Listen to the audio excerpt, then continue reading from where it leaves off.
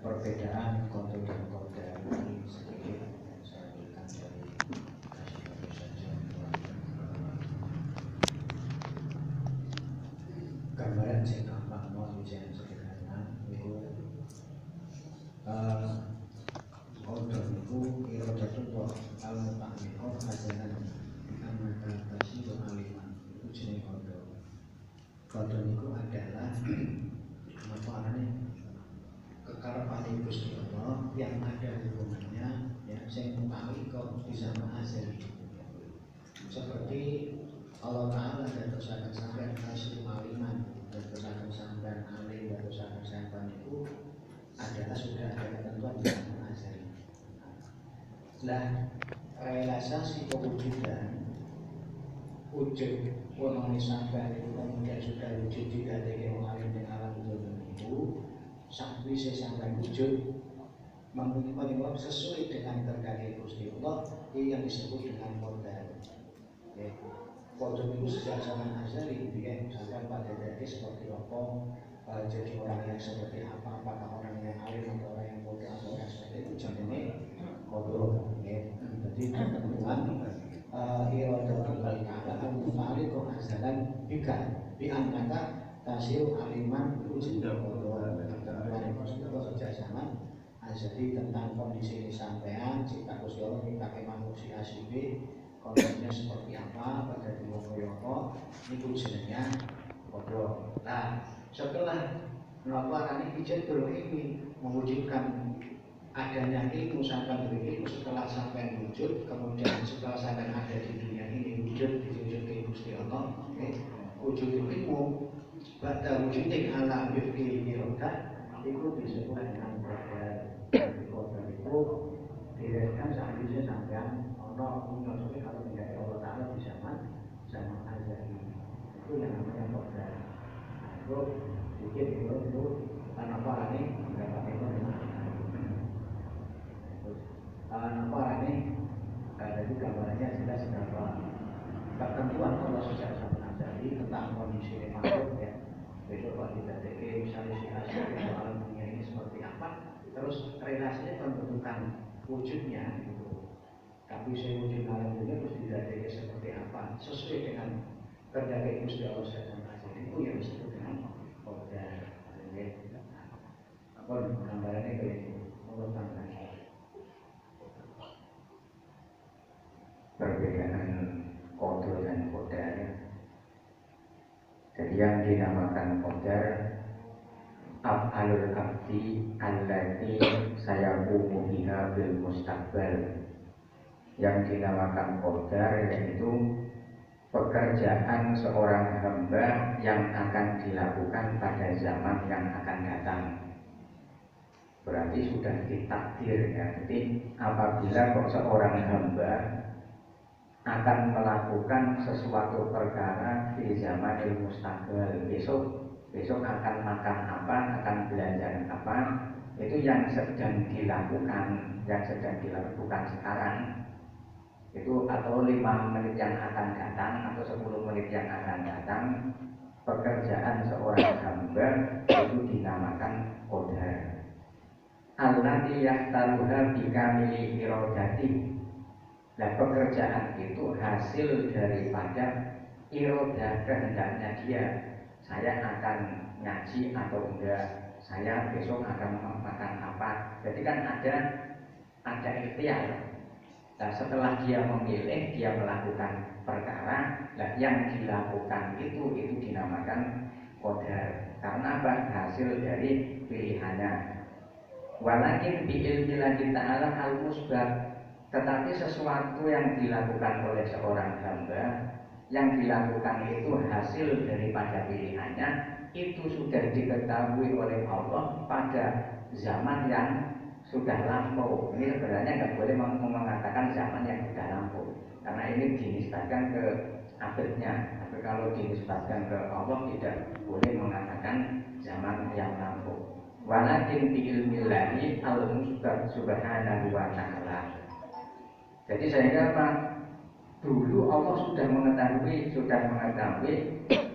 nanti besok hari Senin jam sekian Zaid akan melakukan ini sudah ada, contengannya sudah ada. Tapi Zaid itu waktu di dunia pada zaman baru ini melakukan yang dipilih karena dia lewat dari ikhtiar, dan hasil dari ikhtiar tersebut dia melakukan sesuatu yang dilakukan oleh seorang hamba dengan hasil ikhtiarnya, maka dinamakan qadar. Sehingga fakot mana hal insan iradatahu, sehingga Allah Ta'ala memberikan kepada manusia kemerdekaan untuk memilih. Jadi kemerdekaan untuk memilih setelah dia berada di dunia. Mau milih baik boleh, jelek boleh, tapi Allah sudah menentukan di azali atau di zaman yang kidam itu Allah sudah menentukan. Dengan apa? Kenapa kok Allah memberikan anugerah supaya hamba itu bisa memilih? Karena dia diberikan sebagai sifat yang qurrah, sifat yang merdeka untuk memilih apa keinginannya. Allati yahtaruha bika mili irodati, karena dia itu dengan kesempurnaan apa yang dia kehendaki dia bisa memilih. Supaya apa? Litakuna asasu taklif wal ibtila, sehingga dia itu bisa tertimpa suatu hukum. Dia akan dihukumi baik karena dia memilih baik, dia akan dihukumi jelek karena dia memilih jelek, karena hukum itu ditimpakan kepadanya. Kalau hukum langsung ditimpakan kepada Allah, pekerjaan manusia semua yang menggerakkan Allah, maka tidak lazim seorang tersebut dikatakan dia berdosa karena dia merasa tidak melakukan. Kenapa dia bisa divonis sebagai orang yang salah, divonis sebagai orang yang benar? Karena dia diberi kebebasan mutlak untuk memilih, dan dengan pilihannya itu sehingga hukum taklif ada padanya. Dia mau mendapat pahala atau mendapatkan siksa itu dari pilihannya dia sendiri. Itu yang dinamakan qadar, yaitu perbuatan manusia yang berada di dunia atas hasil pilihannya. Terus yang dinamakan qadha, bahwa ma'alul hadas wa ma'alul hadas. Jadi waktu nanti, waktu yang baru datang, yang dulu sudah ada, ternyata kok pas ngepasi yang dilakukan oleh seorang manusia itu qadanya Allah yang dulu itu sudah ditetapkan pas sedang dilakukan manusia. Berarti manusia melakukan itu namanya qadar, ngepasinya itu namanya qadha.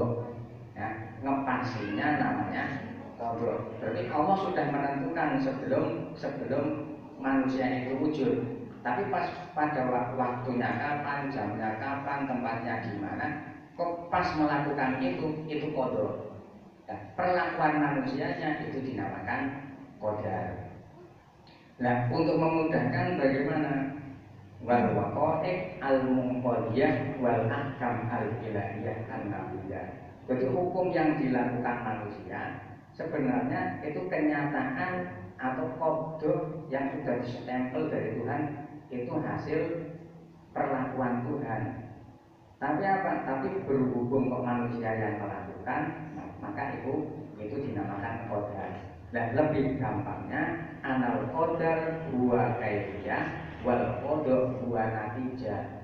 Qadar itu kaifiyah, cara atau kita melakukan itu namanya qadar. Natijah, hasil atau buah itu dinamakan qadha. Jadi dia melakukan, berarti dia qadharnya dari Allah. Dia melakukan qadarnya dia. Kalau qadar salah kamu, qadar itu salah. Tidak bisa menyalahkan qadha, karena qadha itu langsung ditaklukkan kepada Allah. Tapi kalau qadarnya berarti dia yang melakukan. Kalau qadar itu kaifiyah, cara atau af'alul abdi, kalau qadha itu Allah. Berarti pas lagi berbarengan qadar ini sama. Maklum ya?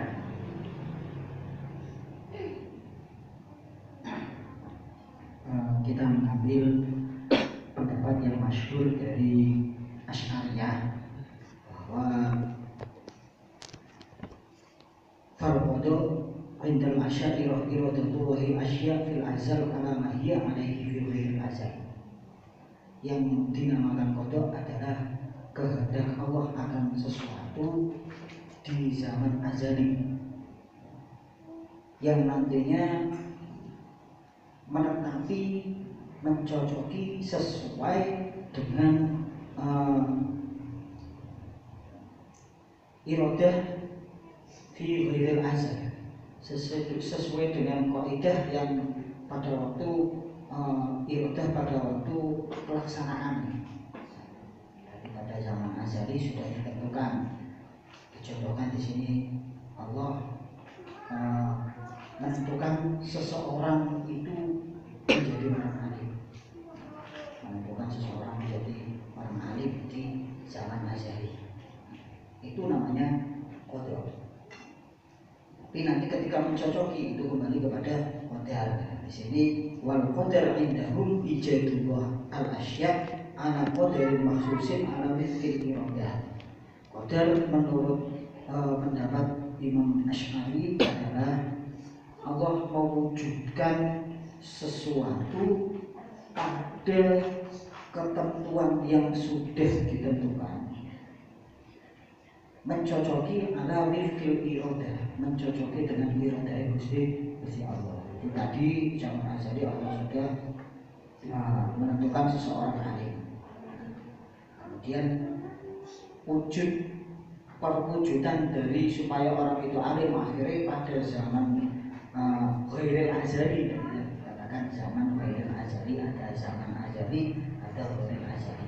Pada zaman ghairil azali Allah iradahnya itu diwujudkan akhirnya orang yang tadi mau diciptakan sebagai orang alim sudah ditentukan menjadi orang alim.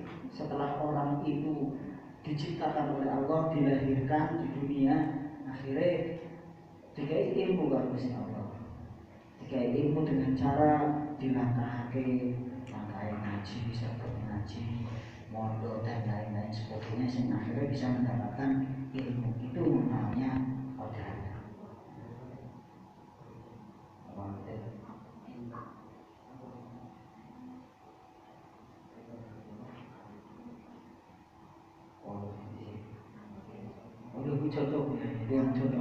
Itu yang contoh tadi.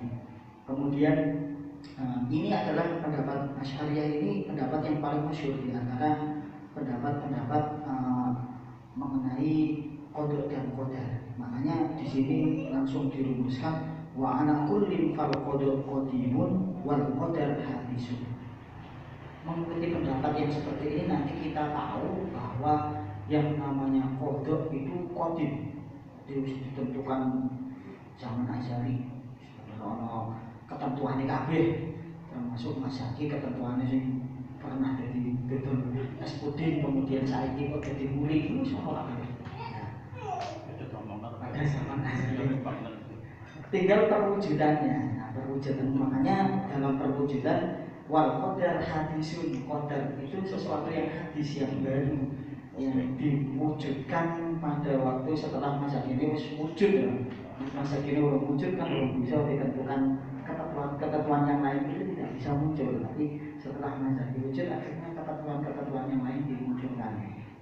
Masa kita dari wong sing serta ngaji dan lain-lain itu sesuai kodenya Allah, akhirnya muncul qadar. Makanya tidak salah dalam hadis itu kalau kita rujuk kepada hadis, ada hadis yang berbunyi la yanfa' hadarun min qadari. Tidak ada manfaatnya kita khawatir, kita takut akan qadarnya Allah. Walakin berdoa yang faku bimma nazala wa bimma lam yanzil. Akan tetapi doa kita itu yang akan memberikan manfaat atas apa yang sudah diturunkan oleh Allah. Contoh sekarang diturunkan bencana berupa COVID-19, virus corona. Doa itu yang akan bermanfaat. Bahkan wajib malam yang bahkan segala sesuatu yang belum terjadi, belum direalisasikan oleh Allah. Doa itu yang bisa bermanfaat. Ditutup hadis itu fa'alaikum bidu'a ibadallah. Maka kita harus senantiasa menetapi berdoa meminta kepada Allah. Nah, selaku hambanya Gusti Allah. Nah, itu. Terus barangkali masih ada yang belum jelas dari penyampaian dari tiga narasumber ini, bisa ditanyakan kembali. Dan ini yang benar kalau dari kuat nih. Jadi antara kalau di masyarakat luas umumnya itu lebih populer bahasa takdir. Hubungnya kodo sama koda sama takdir itu apa? Iya. Ya. Untuk takdir kita merujuk kepada catatan kalimatnya. Takdir itu dicatat dari qadaro yuqaddiru takdiran. Qadaro itu ya apa, menentukan sesuatu. Jadi Allah sudah menentukan sesuatu. Qadaro yuqaddiru takdiran. Takdir itu ya yang sudah ditentukan oleh Allah. Takdir berarti ya sama perwujudan realisasi, artinya apa, makna takdir itu ya sejalan dengan makna qadar. Jadi kalau kita menyebut qadar, takdir yaitu semakna. Bahasanya hanya untuk takdir itu langsung kita mentaklukkan langsung kepada Allah, karena dari kata qadaru yuqaddiru takdiran. Jadi Allah sudah menentukan seperti ini, sudah mewujudkan ketentuannya seperti ini. Jadi sampai terakhir bisa kumpul bareng menjadi ngaji bareng, itu yang menentukan Allah, takdir. Seperti itu, paham? Berarti takdir sama qadar itu berteman tapi nggak berteman sama bentrok. Bahasanya memang berteman dengan orang. Jadi tidak ada kaitannya berteman atau tidak. Masalahnya saja kalau qadar itu kan sudah ketentuan di zaman ajal sudah ditentukan semua. Qadar takdir